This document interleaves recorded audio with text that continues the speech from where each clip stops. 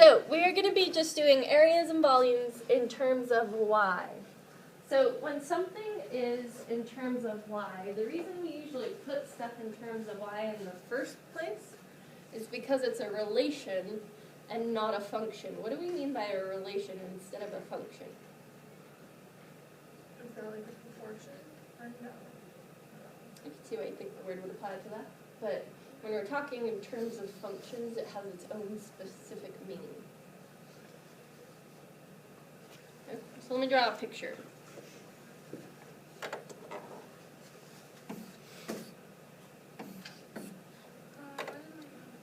It's a dead man's eye.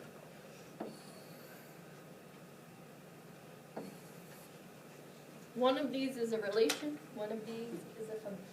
The relation is the one on the right because it does not pass the vertical line test. Exactly.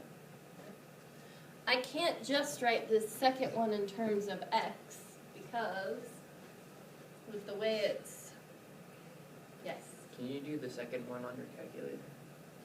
you can. If this is just a parabola, this calculator will actually, it has the option to do it. If it's more complicated than a parabola, let's say we have this relation. And this is just a picture. Then we have to do that as a, what's the word? X of t, y of t, parametric function. So you're telling me that there's an equation involving numbers in order to get the graph of a number? That's the number 3. Oh. Yes, You use numbers to get the number, that you use the number to get the equation of the number. yes, there I'm is. shutting up now. We could make 0 just by doing the work. Okay, so when we are working in terms of y, we consider the right side the top of the function and the left side the bottom of the function. So when we're working in terms of y, so most of the time when we're working with these, we have two sets of functions.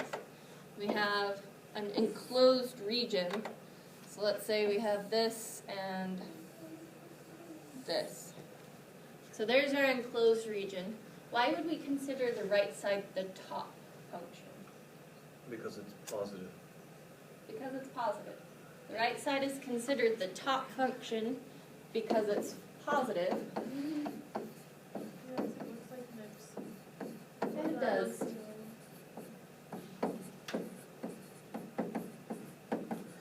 What about then the left side is considered the bottom function because it's negative.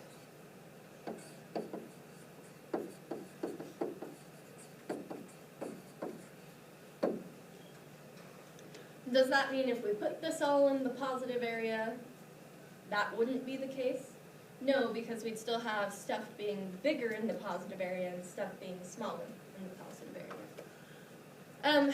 So that's all we really need to be able to identify to do this in terms of y. It doesn't really change our formulas much. Our formulas will still be the same, except our bounds will be in terms of y now instead of in terms of x. So if we were to find the bounds of this function, usually we go from a to b.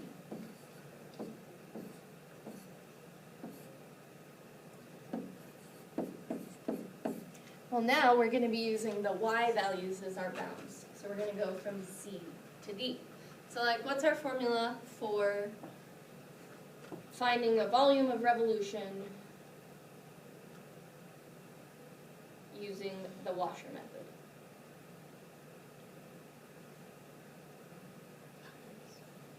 Pi r squared, or pi times the function squared usually.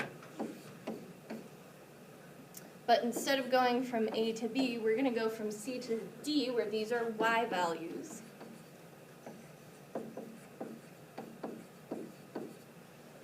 And then we usually say f of x squared minus g of x squared, where f of x is our top function, g of x is our bottom function. Well, now it would be f of y squared minus g of y squared. where f is our right function, and g is our left function.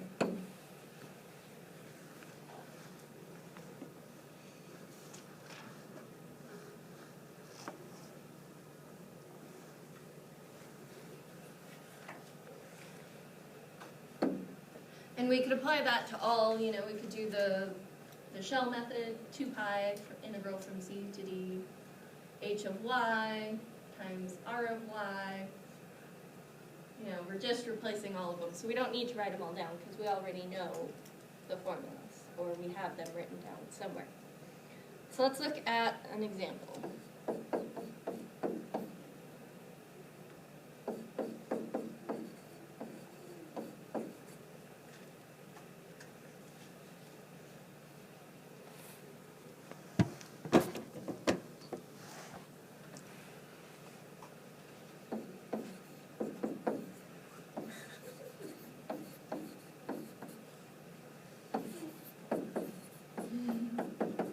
So we're going to take the region bounded by x equals y over 2 and y equals 2 and rotate it about the y-axis.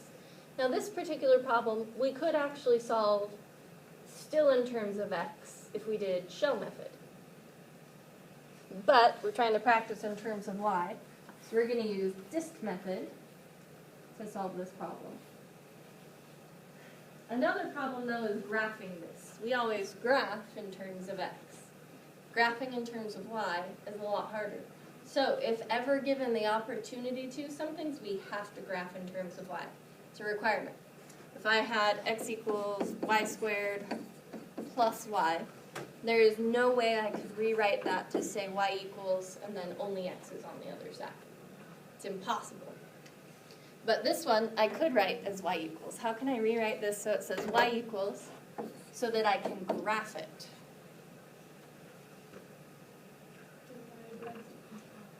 Divide by 3 halves, so 2/3 x. So now we can get the picture. This is a line and the y-intercept is 0. We go up 2 over 3. And then we're bounded by y equals 2. So we're looking at this region here and rotating it around the y-axis.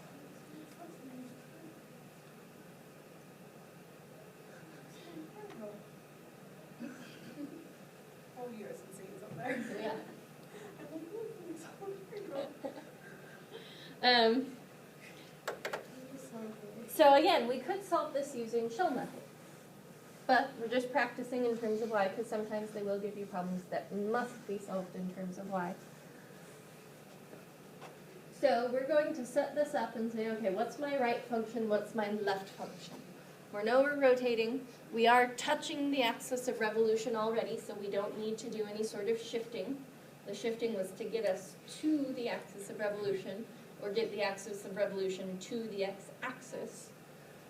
So if we're touching the axis of revolution, no shifting, and we're looking in terms, we're saying, okay, what's the top of my function when we're going in terms of y? Well, we said that was the right side. So what is f of y? What's that function in terms of y?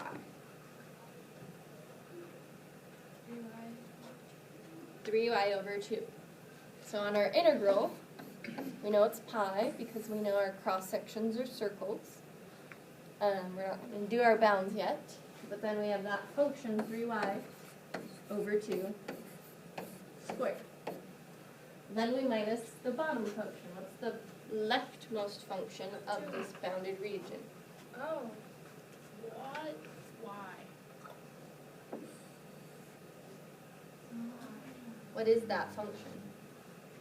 X equals 0. X equals 0.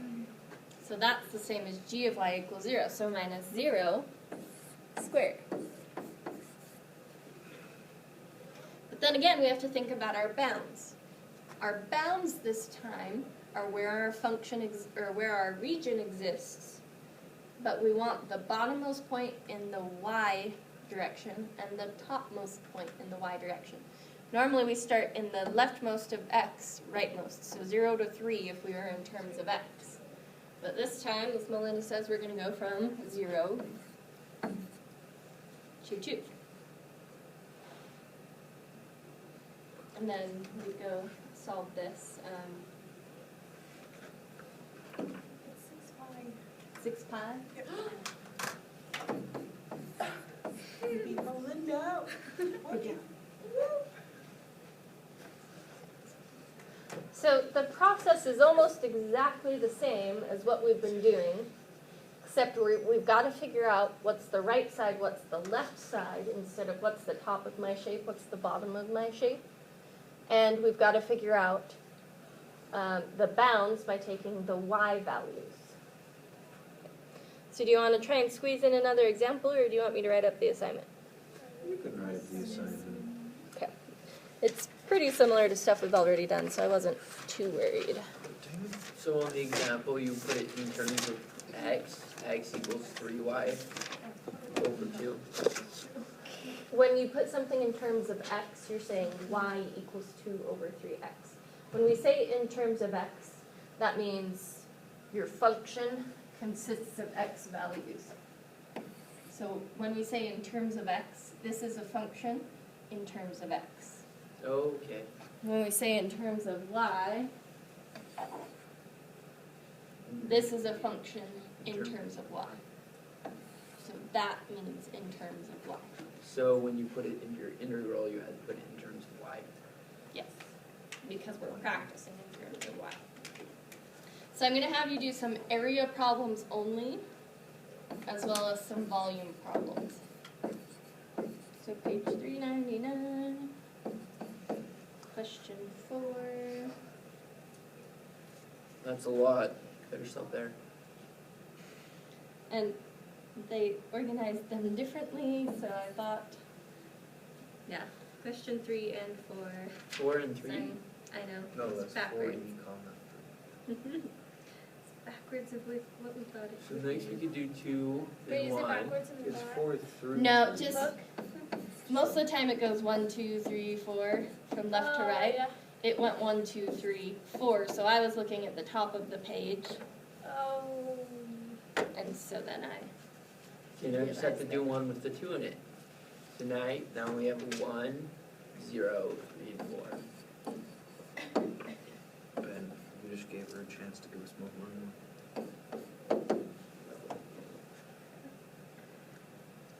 Page 411.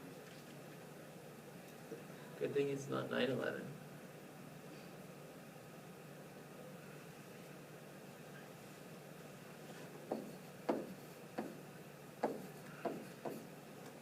And 3 and 24. Oh, look, it has 2 in it. Yay.